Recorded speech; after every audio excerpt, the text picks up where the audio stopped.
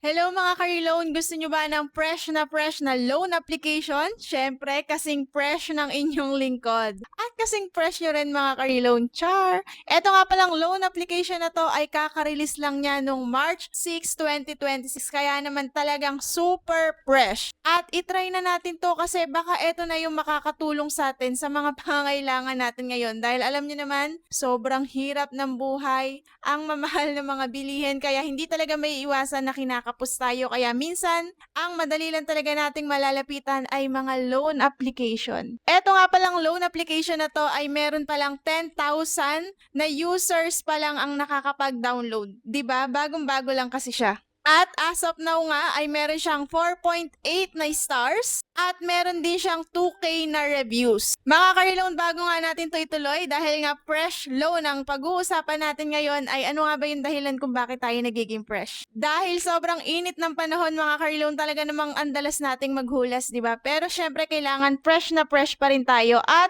eto yung solution dyan mga ka-reloan. Nandyan yan sa ating description sa baba. Mag-check out na kayo dahil talagang trending na trending itong sunscreen na to. Tinted at hindi mo na nga talaga kailangan pang mag-foundation. Ang nilalagay ko na lang dyan pagkayari kong mag-sunscreen ay blush on and lipstick na lang. And talaga namang itong lipstick din natin na to ay panglaban. Ito naman siya mga ka-reloan. Talaga namang kumain ka, uminom ka, mag-swimming ka, nasa labi mo pa rin yan. At nakikita nyo yung buhok ko, humahangin-hangin, di ba? So, maingay yung electric fan ko mga ka-reloan, pero hindi siya naririnig dahil dito yan sa mic na gamit natin. Nandyan yan lahat. I-check out nyo na. I-add to cart nyo na yan. Mga ka-reloan, bago natin ituloy itong loan application natin ay hindi ko kayo hinihikayat na mag-loan dito, no? Kahit na bago itong loan application na to. Bibigyan ko lang kayo ng knowledge, ng tutorial kung paano ba tayo makakapag-loan dito, pero hindi ibig sabihin nun ay hinihikayat ko kayo. Nasa sa inyo pa rin ang 100% na pagpapasya kung gusto nyo bang ituloy yung pag-a-apply nyo dito. And syempre sa dulo ng video natin sasabihin ko rin naman kung ito ba ay okay para sa akin o hindi. So yun lang mga ka-reloan, huwag na natin itong patagalin kasi baka yung freshness natin ay mawala. I-download na nga natin si Fresh Loan App. At si Fresh Loan App nga ay naka-under kay Just Smile Lending Corporation. And si Just Smile Lending Corporation ay naka-SEC registered naman siya kapag ka-chinek nyo siya. Pero paalala ko lang sa inyo, hindi ulit lahat ng corporation o company na naka-under dito na naka-registered ay safe. Kaya mas maigi talaga na nanonood muna kayo ng mga reviews, nagbabasa ng mga reviews para makaiwas kayo sa scam and sa sakit ng ulo. Pagkatapos nga pala nating i-download si Fresh Loan ay eto na yung lalabas, yung kanyang authorization instruction. Ayan, syempre kailangan lang din nating mag-accept dito mga ka-reloan.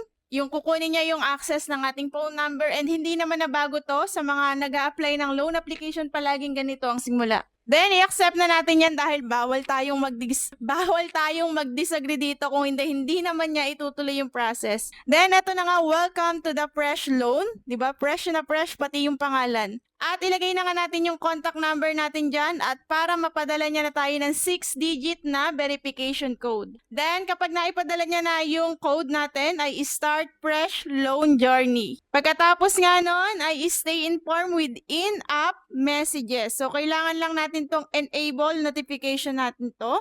Pansamantalahan, no? Pero kapag nakita nyo na, i-off nyo na agad yung mga i-on nyo dito sa inyong setting. Hindi lang dito sa Fresh Loan App, kahit sa ang loan application na dina-download nyo. Pagkatapos yung gamitin, i-off nyo na agad para mas safe. At ito nga yung kanyang pinaka-homepage, ayan.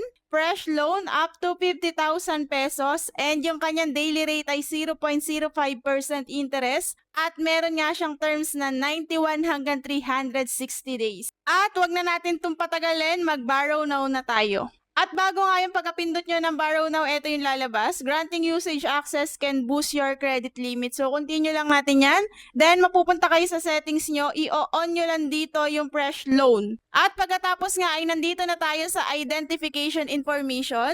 I-start na natin yan agad. And ang una nga nating sasagutan ay yung ating card type or yung ating ID. Ito yung mga pwede. UMID, passport, SSS, PRC, driver license, postal ID, national ID, and pwede ring electronic na national ID, GSIS, and PhilHealth ID. Pagkatapos nga nun ay kailangan mong picturean yung iyong ID, front, at saka yung back. Noong una nga hindi ko alam na tatouch mo pala yan. Yan, yung nandyan sa may front and back na yun, kailangan mo siyang i-touch para lumabas yung camera. So, nung na-fill upan ko na itong baba, etong ID number, first name, last name, yung mga information na yan, ine-enter ko na siya ayaw kasi kailangan daw picturean. So, ayun pala, kailangan mo pala yung i-touch. Then, enter the work personal information. Nandito na tayo agad sa Step 2. Start na natin yan. Then, ito yung mga kailangan nating sagutan. Industry classification, email, residential address, detailed address, yung Facebook natin ay optional, yung Messenger ay optional, and yung Viber account natin ay optional lang din naman.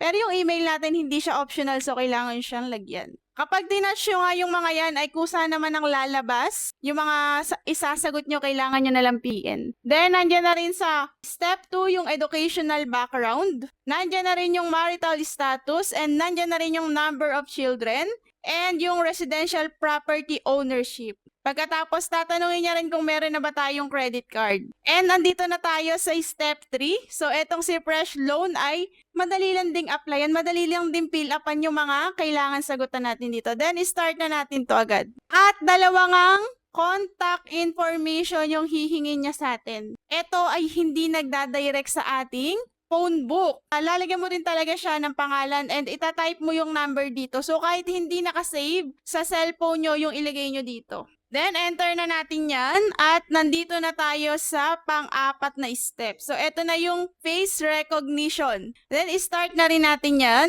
At pagkatapos nga ng facial recognition, ay meron siyang lalabas na friendly reminder. Tinatanong niya lang dito kung gusto ba nating ituloy yung ating application sa kanya. Siyempre, itutuloy natin to para malaman natin kung makakatulong ba itong si Fresh Loan sa atin. Then, continue na natin yan. Pagkatapos nga pala ng friendly reminder, ito na yung lalabas sa atin, yung Fresh Loan, yung kanyang pinaka-homepage ulit at kung magkano ba yung total loan amount na inoffer niya sa atin. At tayo nga ay na-offeran niya ng 2,000 pesos. At nakalagay nga dyan ay 187 days yung pagbabayad natin at 6 terms. Di ba nakakatuwa? At nandito nga sa baba yung ating repayment schedule. Then dito na nga ako nagulantang. Talaga namang itong si Fresh Loan ay nakakagulat. Yung ating term 1 ay sa May 17 dahil ngayon ay May 10. So 7 days lang yung unang pagbabayad natin. Pero yung mga susunod na pagbabayad natin ay every 1 month na siya. So totoo na 187 days siya. Kasi yung 5 term ay tigwa 1 month. Then yung 7 days nga na unang pagbabayad natin, di bali 187 siya, bali 6 terms. Hanggang November 13 nga yung pagbabayad natin dito kay Fresh Loan app. At eto na nga tayo sa most exciting part mga ka-reloan. Yung unang pagbabayad natin sa kanya sa May 17, 2,000 yung kanyang inoffer sa atin. At ang unang kailangan nating bayaran sa kanya ay 2,153. So, hindi rin naka-indicate dito agad kung magkano ba yung total amount na marireceive natin kung ang ilo-loan natin ay etong 2,000. So, 2,153.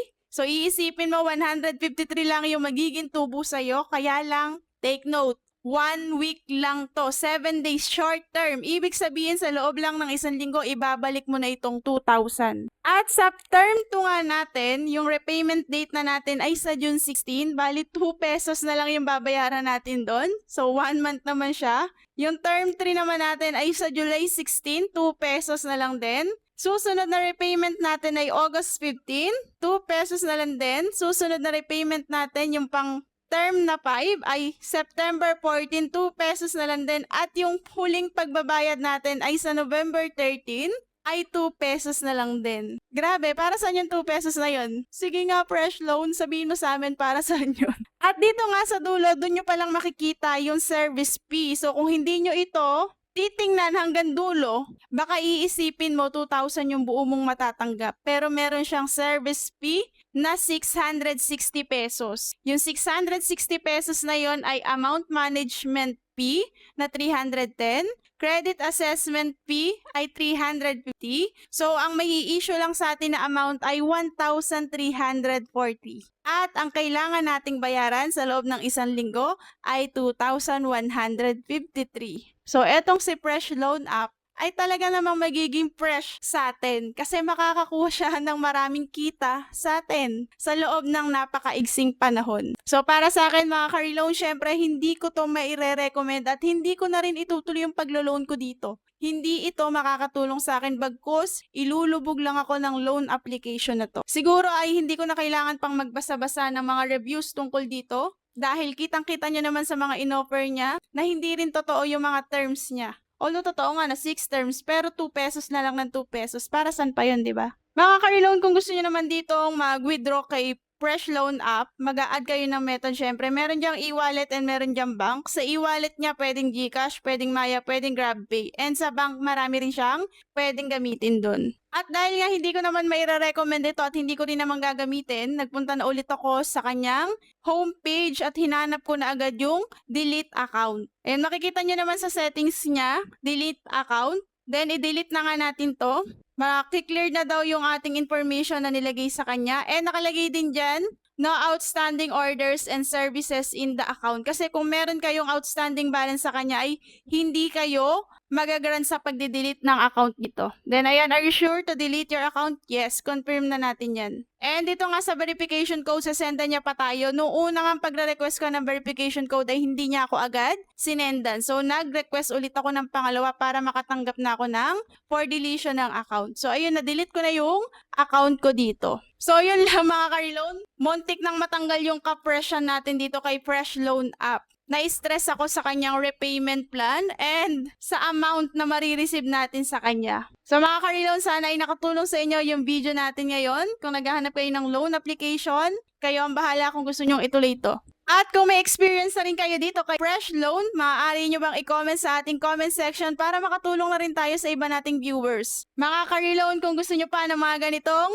content ay please like, share nyo na din, and mag-subscribe na din kayo and hit the notification bell para ma-notify kayo tuwing mag-upload tayo. Yun lang mga ka-reloan, maraming salamat sa panonood and God bless you all. Sana ay makaahon na tayong lahat sa pagkakautang and iwasan natin ang tapal-tapal system para hindi tayo tuluyang malubog. Yun lang. See you on my next vlog.